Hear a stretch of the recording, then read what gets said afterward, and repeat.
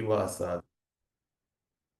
Hare Krishna, Krishna Krishna, Hare Hare, Hare Rama, Rama Rama, Hare Hare.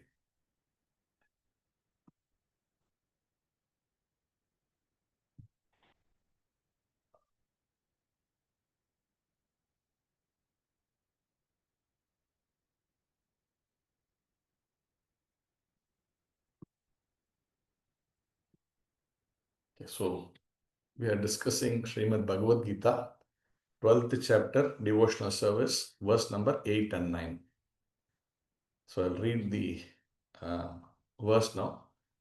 Mayi eva mana adatsva, mayi buddhim nivesaya, nivasisyasi mayyeva ata urdvam na samshayaha.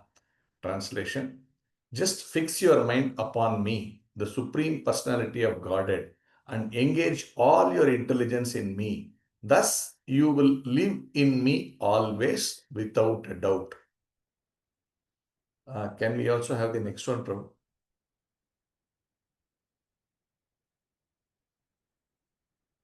12th chapter, 9th verse. Atachittam samadhatum na shaknosi mai stiram abhyasa yogena tato mam ichchaptum dhananjaya. Translation: my dear Arjuna, O winner of wealth, if you cannot fix your mind upon me without deviation, then follow the regulative principles of Bhakti Yoga. In this way, develop a desire to attain me. So these are the two verses we are going to be discussing today.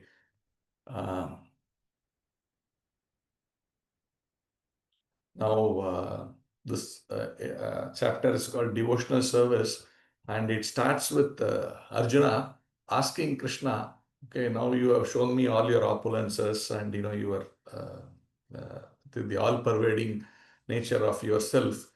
Now, how do I look at you? Do I look at you in your current like how I am seeing you now as Krishna, the Shyam Sundara, the Rupa of the Lord, the flute, the peacock feather, the Krishna that we see? Or do I see you as the all-pervading Brahman? Which is the correct method? This is a direct question by Krishna. So to all the people who think that, we should see Krishna as an impersonal, or the Lord or the God, whatever they call it, as an impersonal Brahman.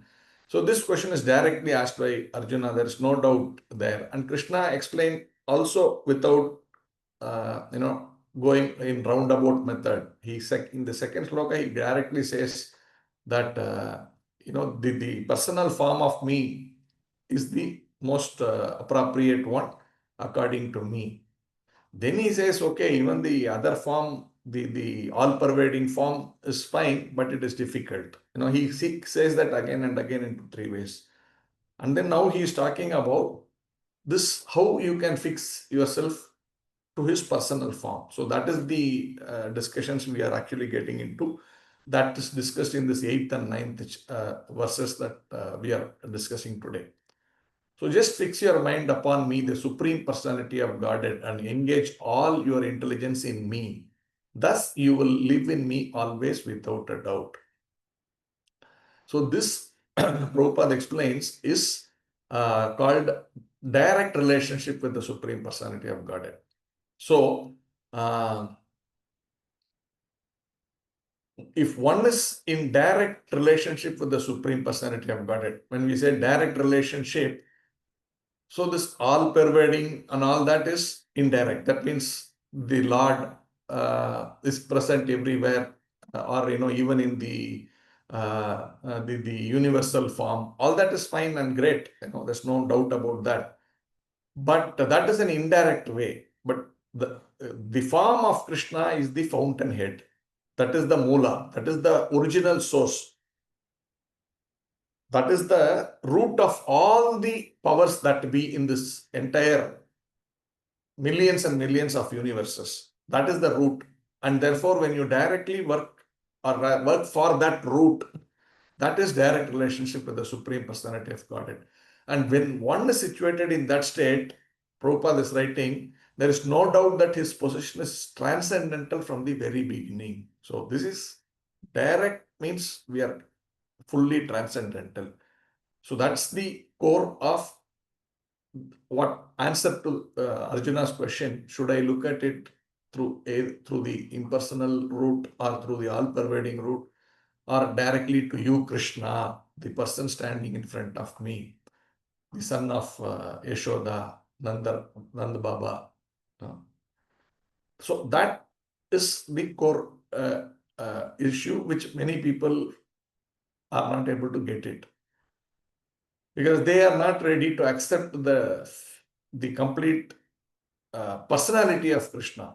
They are able to accept his powers, but not the person that he is.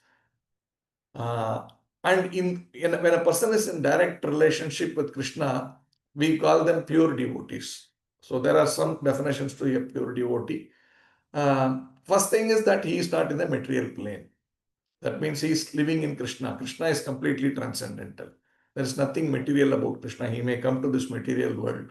That doesn't mean, he is also contaminated. It's mentioned when the jiva comes to this material world, as soon as he comes or as he comes in contact with material nature, then he is controlled by the three modes of material nature has been described.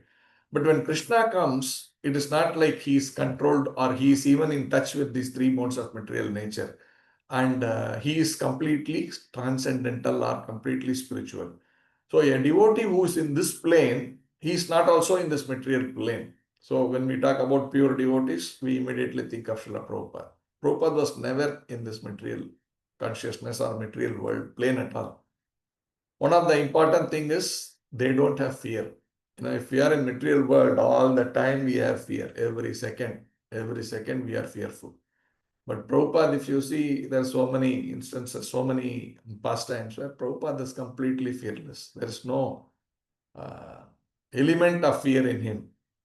Be it going on the ship when 2 heart attacks come. Even if our BP shoots up a little bit, we immediately rush to the hospital. Oh, I am in this state. What do I do? When will I leave now? Will I get heart attack and all these fears? But Prabhupada was in that ship. He was not having fear. He was only thinking, oh Krishna, I have a task in hand. Will I be able to complete that? This is anxiety for the Lord, not for himself. So he is okay, if I have to go back, I'm fine, I'm going to do Krishna service elsewhere. That is not at all an issue for me, that I'm in this body or I'm in another body. That is never the question. The question is, this is a task given to me by my spiritual master, who's again directly living in you. So that's like more or less a direct command by Krishna himself through his spiritual master. So I am trying to do this job, but this situation seems to be there. So I don't know what you want me to do. That kind of a mood, not that, oh, I'm in difficulty, what will I do? Will I die? That's not the question. And similarly, so many when these issues came up with the Bombay temple issues, or even when he is attacked by an animal, Prabhupada never had fear. Prabhupada never had fear. He knows how to deal, and he just was cool. There are so many occasions. In US also, I remember one person walking with his dog. And earlier in India, I think Bombay or somewhere, when he was walking by the seashore, some big dog was let loose. It started coming after this. Prabhupada was on a walk, morning walk or something like that. And suddenly this dog started coming after them. And this devotee was his disciple, was very anxious. No, this dog is going to come and all that. But Prabhupada was very cool. He never had that. He just stood with his legs extended with a stick in front, and he said, "Hut." That's it. The dog immediately went. Prabhupada knew, he didn't have panic, he didn't have anything, but he know what needs to be done, but no fear. So this is many things like this. So pure devotees are never in fear, and they have all the time in the world. We were only anxious, running around, oh, it's 6:45. I need to be there in front, with my laptop, connect all these problems. But Prabhupada is always very, very, he had all the time in the world. So they are in that plane. So this is pure devotees. The definition is also there. Anya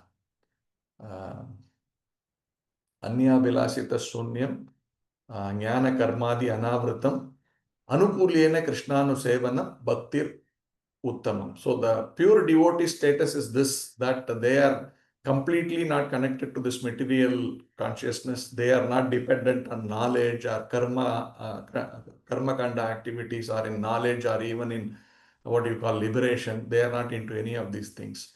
And they are very favorably situated for the service of the Supreme Personality of Godhead. Anukulyane Krishna Sevanam. And in that state, and completely dependent on Krishna. There are these, Prabhupada many times gives different definitions, but all of this will at a high level be that, completely dependent on Krishna, not in touch with material nature. These two are the most important one.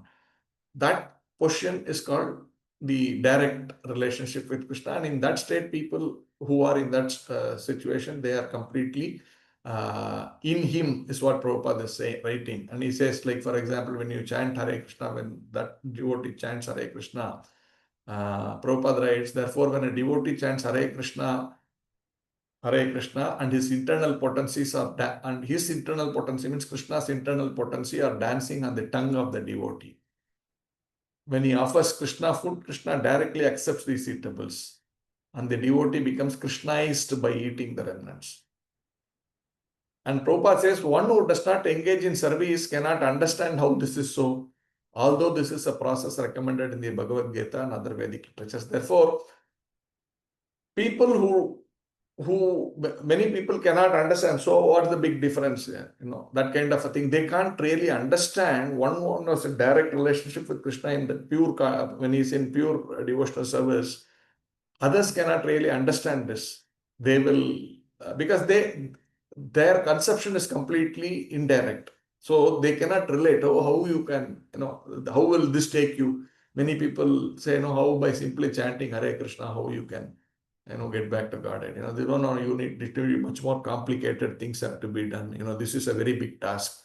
So that is why you are suffering in this material world. How is, if it is so easy as chanting Hare Krishna, everybody go here. But then, you chant Hare Krishna and see, it's not easily done.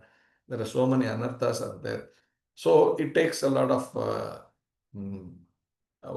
effort, a lot of mercy. So many things have to be there. And that is actually discussed in the next verse. If we go to the next verse, we will see what the ninth verse. There Krishna is saying, my dear Arjuna, O winner of wealth, if you cannot fix your mind upon me without deviation, then follow the regulative principles of Bhakti Yoga. In this way, develop a desire to attain me. So I am not having the direct attraction for... 2,500. No! So we are not able to have that direct attraction or attachment to Krishna, the original personality of Godhead. Then what should be done? Should I therefore say the second type, which is indirect method? That's the question, Arjuna's question, right? So there Krishna is saying, okay, you are not able to have direct, attachment to this form of Krishna. Then it's not like either this or only that. He says, then try to get to this state. That is what the next few verses talks about, how you can get to this direct attachment state. Not that, okay, I'm not able to relate to this form of Krishna, so let me become indirect. No. Try to get to this direct method, and what all can be done. What is the next way? What is the alternate way? What is the alternate way? What is the alternate way? That process is recommended by Krishna. Therefore, this verse, where he says the first alternate method, he says you follow the regulative principles. So when we say this first method, the direct method is, Prabhupada is defining it as the state where one has got transcendental love. That is prema bhakti. That means one is in completely transcendental love. But the other cases, I'm not talking about the indirect method. So when I'm not having that pure love of Godhead or the prema bhakti, what do I do? Then I need to get to that prema bhakti. That's the process. It's being, how do I get to that process? Then there is a recommended steps that are there that we are seeing in this verse. Prabhupada is saying, for this second class, there are different prescribed rules and regulations one can follow to be ultimately elevated to the stage of attachment to Krishna. So,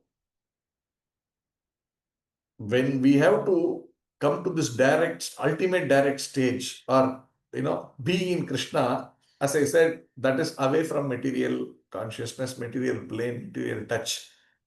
Then, if you have to be in that spiritual stage, what is the meaning? It is in pure state of consciousness. What is that pure state of consciousness? Means my senses are there.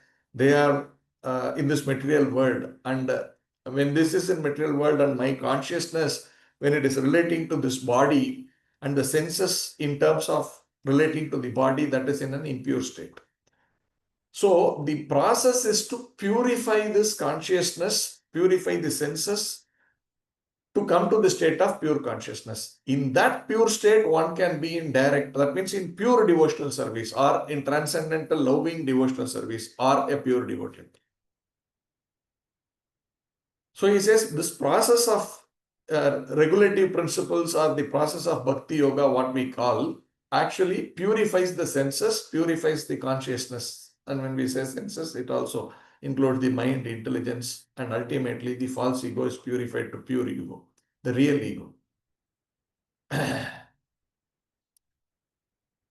So he says, how do you understand this pure love of, love? Whatever he says, pure love, pure love. Okay, how do you define that? So Prabhupada gives an example.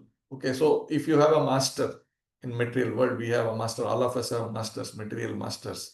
I work in a company. I work in a factory. I work in a business for someone. Then that person becomes my master in that thing. So we are now doing whatever instructions he is giving us, because that is the agreement, that I will do this for you and you will in return pay me for this much, for how much I obey and use my intelligence for your sake. You will give me a compensation in terms of my pay package and all that. Nobody is working for the love of work and all that, we can say, but beyond that, the ultimate expectation is, what do I get in return? So here there is no love. This is just an agreement. This is kind of for surviving. I do this, you do this. So we get something out of that transaction between you and me. That is actually what is in the material state of so-called, even when we, if you talk about any kind of, even in marriage, there is a lot of expectation. Oh, you do this for me. You didn't do this for me. These kind of things are always there. So the only thing which can be little closer to pure love is that of a mother and maybe they say child, but I would dare say a newborn child. Because after some time, the mother starts having expectation. But initially, when the child is completely new, just born, there you can see the mother is 24/7 engaged. She can't sleep. We have seen many children don't sleep in the night and wake up every 2 hours, 1 hour. So the mother is continuously focused, dedicated to that child, and no expectation. The child may urinate, may fishes, so many things, but the mother never feels hesitant. The mother never feels uncomfortable doing any service to that child. Very immediately, with love, smilingly, she does all these things. In materially, if you have to understand that pure love, very, very distant example can be between the mother and the newborn child. But that stage with the Supreme Personality of Godhead can be achieved. That is the pure love of Godhead that can be achieved through this process of this regulative principles, is what Prabhupada is saying. Prabhupada is saying that stage of love can be achieved by practice of devotional service performed with the present senses. So this present senses means the senses which are impure. And by cleaning this impure senses through the process of bhakti yoga, that senses can become pure, and in that state of pure senses, we can actually do direct service. That's what is the purport given by Srila Prabhupada. Then, currently, that stage is dormant. That means our purity of our senses. It's not that we are not pure. We are pure originally. And we have the ability to again come back to the original state. But right now it is dormant. Why? Because I have been conditioned life after life after life after life. Now it's very normal, right? It's not difficult to understand this. I am conditioned to living in one particular house. Without, even if the current is not there, I can easily go and touch where the switch is there. I don't even have to see because I am conditioned to know where the switch is. It doesn't require active, conscious actions to know. I just go there, directly switch on. I may not even see that switch. I know where it is. When current is not there, why would I touch the switch? That is the other question. Many a times you will realize when you have to walk into a restroom, in the evenings, we just want, when the current is not also there, by this conditioning, we just switch on. I said, why am I switching on? There's no current. So this is called conditioning. We are conditioned to, think. So this is even in our, we are talking about a house. You live for 3 years, 4 years, you get conditioned. Imagine living for millions of years in this bodily consciousness. So this is the problem. And therefore, that has become dormant. That means that true love of Godhead, what is my original state, that I am Atma, I am a servant of Krishna, that has become forgotten. It has become dormant. And this can be, and Prabhupada is writing, and their love of God is manifested in different ways, but it is contaminated by material association. So that dormant love has now taken different forms in relation to what I am conditioned with. So I am conditioned to think body, then the family, then the country. It can go on like that.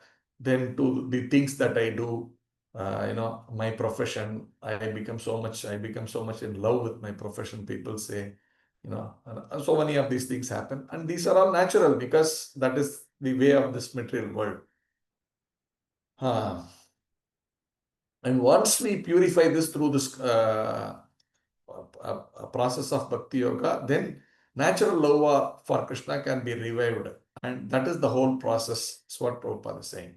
And how do you do that? Okay, this is theory. How do you do that practically? For that, we need a guide. So that Prabhupada is saying, we need a spiritual master under the guidance of an expert spiritual master. And under the expert spiritual master, then there are activities, right? You want to learn something, you want to master something. There is always a set of exercises that you are supposed to do, right? You can't sit at home and simply thinking, I will become a nice bodybuilder. How will you become a bodybuilder sitting in front of your whatever, simply sitting? You need to do a set of things. And when you do those set of things gradually over a period of time, that muscle builds up or whatever is the thing we want to do, we have to practice that. And we need to practice that under an expert spiritual master from a spiritual perspective when you want to come to this pure devotional state. And follow certain principles. So Prabhupada is giving examples. Rise early in the morning, take bath, enter the temple, offer prayers, chant Hare Krishna, offer flowers, collect flowers and offer flowers, cook for the deity, and then take prasadam, and so on. We all know the 16 rounds that we chant, 16 rounds of Hare Krishna Mahamantra that we chant, the 4 regulative principles that we follow, Mangalarti, then, Darshanarti, then, of course, chanting and all we have already discussed here.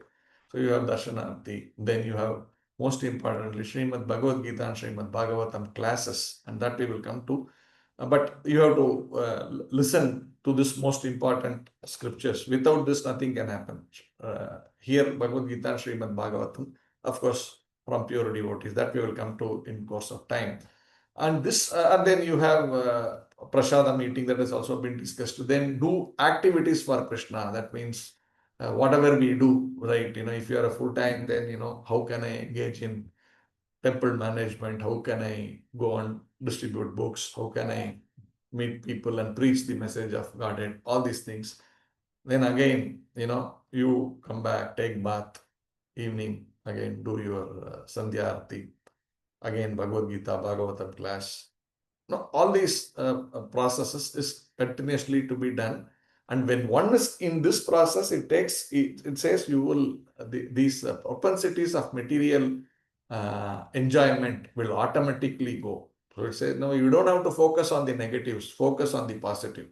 If I simply do this, the taste for all this sense gratification automatically goes without our knowing. Oh, I was doing this. I was listening to film songs earlier. Where is it now? I don't know when it went. It's gone. So that happens. Now coming to this point of hearing Bhagavad Gita from pure devotees, Prabhupada is writing that. And one should constantly hear Bhagavad Gita and Srimad Bhagavatam from pure devotees. So sometimes you may think, okay, you are giving class now. I'm hearing. You are not a pure devotee. What do I do? So is this actually devotional service? Then for me, it's part of the process of hearing whether that criteria is satisfied. So that question comes. Therefore, we can't expect Prabhupada to come and sit and give class, because that is again Mayavad, right? So Prabhupada is an acharya. So when Prabhupada has returned, that disciplic succession is there. So Prabhupada has written, his disciple is learned from Prabhupada, adopted it, practices it over many years, becomes pure himself. And in that process. So when we hear Prabhupada's pure devotees, their teachings through the disciplic succession, and that disciple is also in good standing, following the principles, and simply teaching from Srila Prabhupada's writings, Prabhupada's teachings, not adding some masala here and there and trying to give his own realization, unless he is already become a pure devotee himself. So that is very important. That's a very, like walking a very fine line. So we need to be careful to hear from people who are tuned into Prabhupada. For that, first I should know what Prabhupada has written. At least one reading I should also do myself. And then over a period of time, I take it. But the basic thing is, am I hearing from an authorized disciplic succession? That is the first thing. And as we keep going in, we will be able to understand, okay, this is more aligned to Prabhupada's way of thinking. This is, which takes a little bit of a time. But some of the basic criteria we need to fulfill. So those are all what has been discussed here. I stop here. If there are any specific questions or comments, welcome. Hare Krishna.